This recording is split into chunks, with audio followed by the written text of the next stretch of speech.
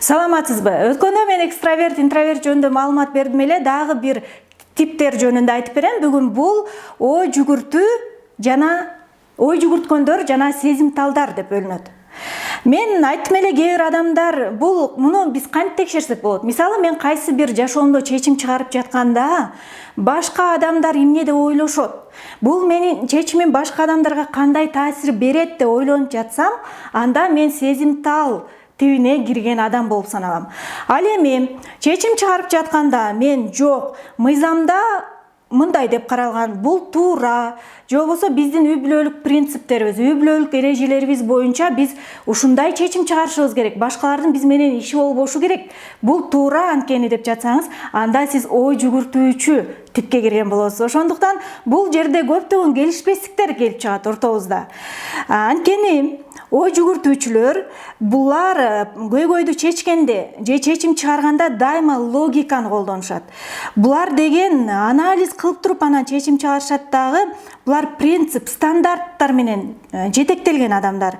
Ошондой эле булар бизге мындай ташпор, сезими жок адамдардай болуп сезилиши мүмкүн, бирок буларда сезимдер бар. Чечим чыгарганы келгенде, алар мен жогоруда айтып кеткендей, мындай адилеттүүлүккө, калыстыкка таянып туруп чечимин чыгарган адамдар. Ал эми буга карама каршы кийинки типтер бул сезимтал адамдар. Булар сезимдер менен жетектелген адамдар деп айтсак болот да. Булар деген сезимдерди биринчи баалуулук катары баалашат жана башкаларды шыктандырганда, башкаларды колдогондо энергия алышат. Булардын биринчи кезекте булар үчүн мамиле биринчи орунда турат. Стандарт же бир эрежелер эмес, мамиле биринчи орунда турат да.